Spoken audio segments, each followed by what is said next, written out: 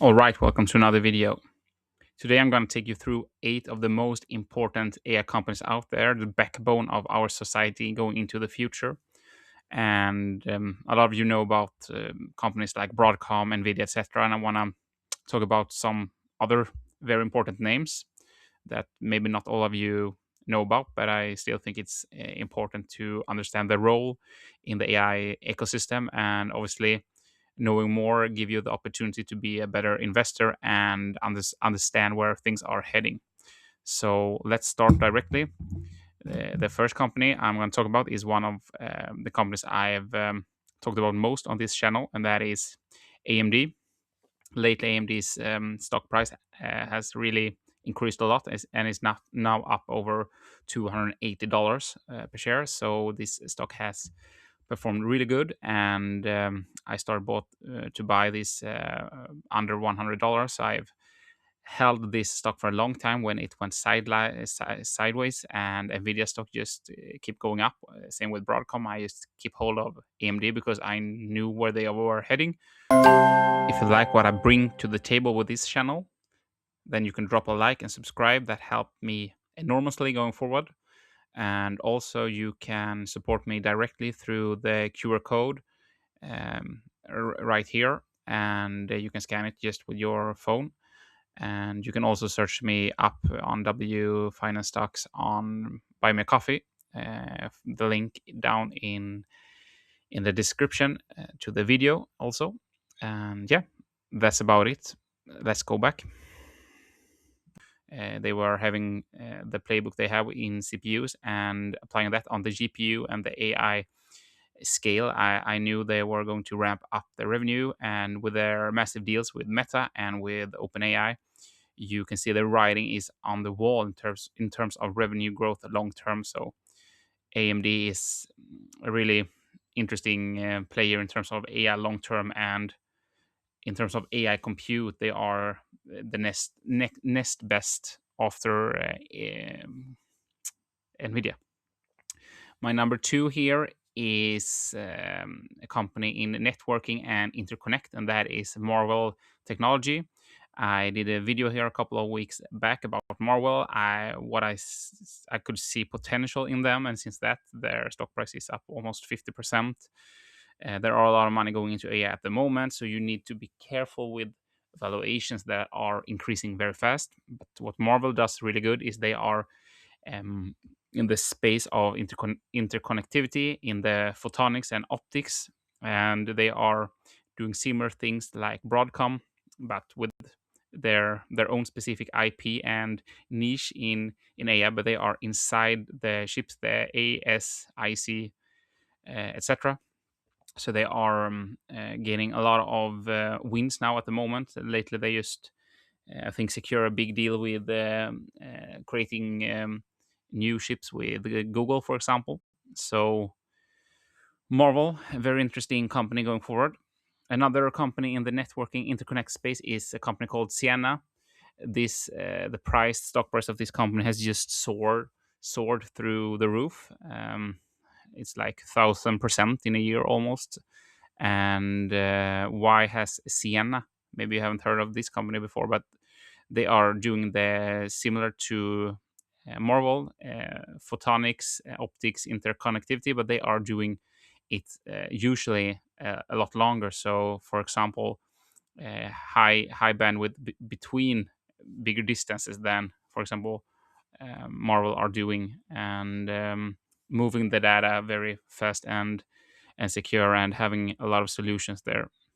And obviously, that is very important to perform and do that good when we have the AI race going on. And yeah, they are more of an infrastructure play, I would say, than Marvel and Broadcom. Even though Ciena are trying to close inside the data centers now and have solutions that are between the GPUs also, so they can expand and earn even more.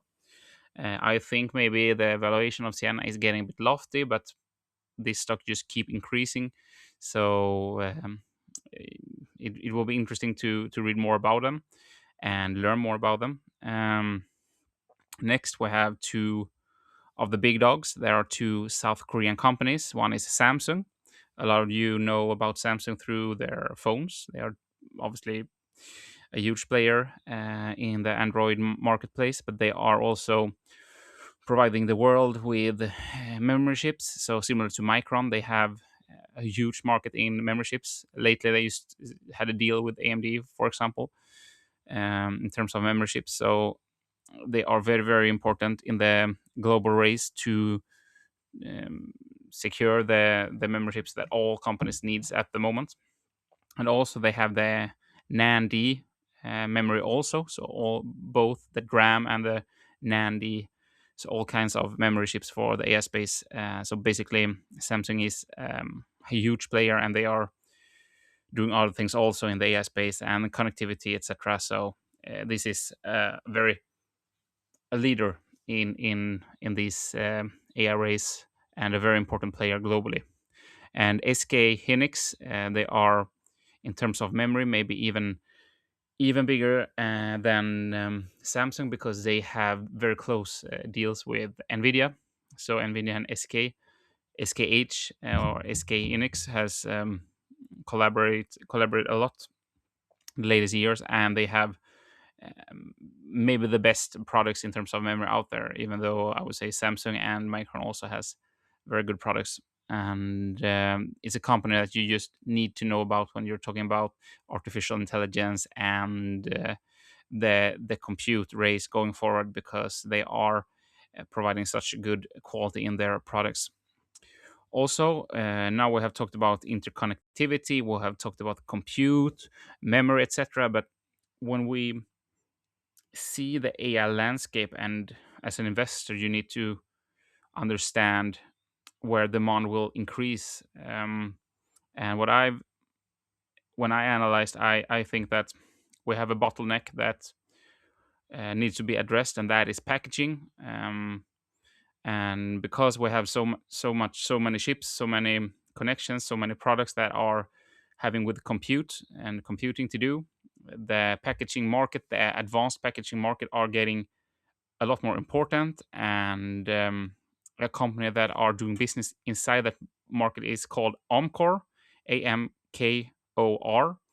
And when analyzing this company, obviously the margins and their metrics, for example, multiples, price per sales, price per earnings, etc., are a lot lower with a company like Amkor compared to the other companies I've mentioned, because they are doing packaging businesses, so their margins are a lot lower.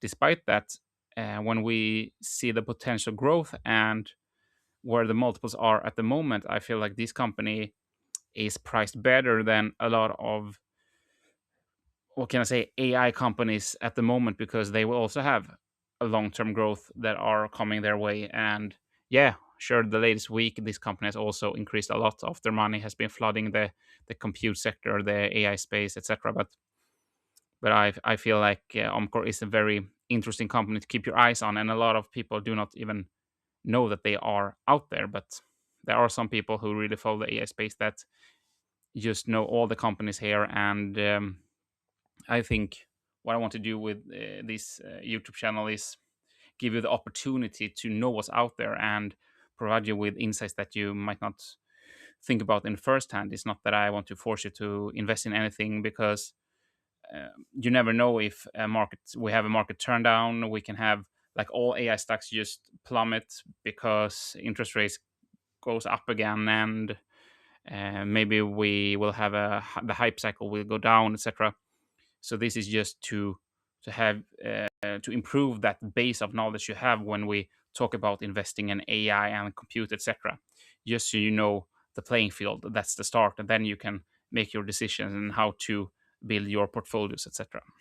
Also, after addressing the packaging bottleneck, another company that I think is a crucial part of AI, and um, in terms of being the only company that can do what they do, is Synopsys. And Synopsys is kind of the engineering of AI, the AI space. They are doing products called EDA, and when you design the very complex new chips, etc., you need the type of products that Synopsys are doing, and they are collaborating with all the big companies out there. And the only company that are close to doing what Synopsys are doing is called Cadence and Cadence Design System or something like that. So there are basically just one other company that are doing similar things to Synopsys. So they are really one of a kind in terms of the AI race, and they are very, very important. And yeah, they are called EDA tools, what they are doing. And they also just bought another company called Ansys, and they through them they can do some simulations in terms of thermal, etc. So they are expanding their portfolio long term. At the moment, this company is more kind of at the software side, the service side, engineering, but they are a very crucial part of the AI ecosystem. And I think the products and the services they provide will just grow in importance long term. And probably that can provide them with a foundation to increase the margins over time. So, for example, maybe at the moment they have 10% annual revenue gain compounding and gross margins on, for example, 40. I don't have the numbers in front of me, but when we have the complexity we have now and the demand just increasing so fast in this space, and they have such a crucial part in this ecosystem, I think they can increase prices and maybe hike the gross margin and the prices a bit for the services they provide, and maybe expand and earn more contracts. And doing that will have a potential upside on the stock that has been sideways for some while. So this is a company I'm keeping track on at the moment. And the last company I want to talk about today is onsemi, or On Semiconductor company. Maybe it's not the company all of you know about. I just listened to their earnings call, their solutions, and I just felt like this company will be an important part of the AI stack going into the future. And they are, you can say, in the power distribution inside the data center, inside and between the AI chips, the GPUs, the CPUs, etc. You need to have a very efficient conversion of power back and forth, and they are providing very smart solutions here. And they are also very strong in something called silicon carbide. So at the moment we are using the silicon materials inside the systems, but in the future we'll have use the silicon carbide more, and they are a leader here, and their solutions are very good inside the silicon and carbide material. And I think that this will play right in the hands of onsemi. One problem with this company compared to some of the others we have is the revenue of them has been a bit higher before, and lately it went down to about, I think was $6 billion or something, and now it's going up quite slowly because they are trying to transition their business models. They had a lot of business inside, for example, cars, etc. And now when the data center opportunity are coming, and uh, the solutions they have with inside the data centers are so big long term, and what they provide is actually exactly what the market needs. They have a huge opportunity here, but we have not seen the revenue gains at the moment. Sure, they went from zero to $250 million in just 1 year. So that inside the data center opportunity, but it's so big for them long term because they are in the bottleneck, because you can't get enough, what they talk, tokens per dollar. Both Lisa Su of AMD and Jensen of Nvidia are always talking about getting the tokens per dollar will be the thing of the future, and also Microsoft are also talking about getting tokens per dollar is the important thing in the future. And onsemi is that type of company that, with their solutions, with their providing the thermal and efficiency control inside the data center and between the rack scale solutions, and also the distribution and their high voltage IGBTs and silicon carbide SiC power devices, etc. All these things that they do, it will be so important in the future in the AI space, in the data center. and I just feel the opportunity there is very big, and it's not fully priced in terms of the stock price at the moment. And they did say during the earnings call that they have now changed the position of the company. They are leaving some businesses behind. They are focusing more on the AI opportunity. They have invested to have the correct products going forward. The demand is out there. So now it's just a question of execution for this company. And obviously, that's always a risk with all investments, that will the company being able to execute long term. But I feel like Onsemi is a company I will follow closely and keep my eye on, because the solution they have, at least the next 15 years, will be something that is important, and they are in the lead at the moment. Obviously, other companies can leapfrog and see what they do and maybe sell or increase innovation. But yeah, on semiconductor company, a name you should keep your um, ears and eyes open around. So anyway, that's the companies for today. And maybe you wonder, why are he talking about 8 AI companies? Isn't there any other interesting companies out there? Well, if you go through each of these companies and see the growth they have and see the movement of the stock price and compare it to the broader market, you'll be amazed how much Wall Street is pumping the AI market at the moment. So a lot of people are making massive money at the moment, while some of us are just sitting at the sidelines and wondering, is it any growth out there? What's going on? Can we make any money at the moment? A lot of famous stocks like Palantir, like Salesforce, Microsoft, they have been sideways, maybe trending downwards for a bit, while some investors are making bucks on the AI and the compute opportunity. And I think we all should at least understand what type of companies is out there that are making lots of money for people. I'm not saying this is the opportunity to buy, because a lot of these companies has been hyped up for a while now, and has been eh, the multiples has increased a lot very fast, first because some of them has like increased 1 to 300% in just a year.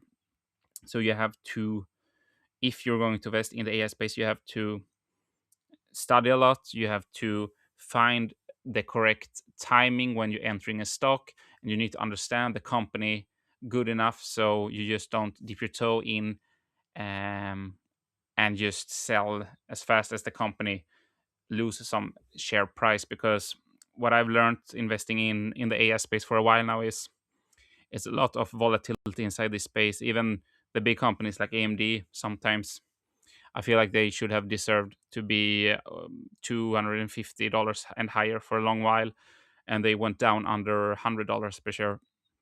So you need to have nerves of steel if you're going to invest in the AI space. But if you find the companies and do your own due diligence, you can find companies like Marvell Technology.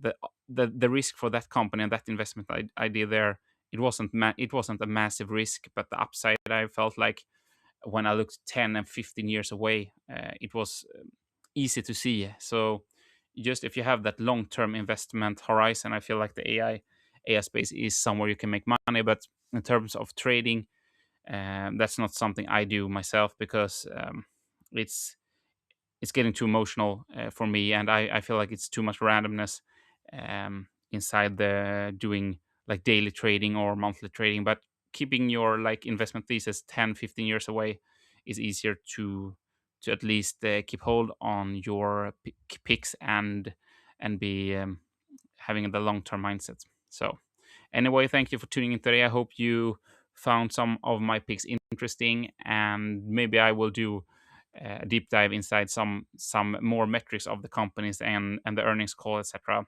in the future. So yeah, thanks.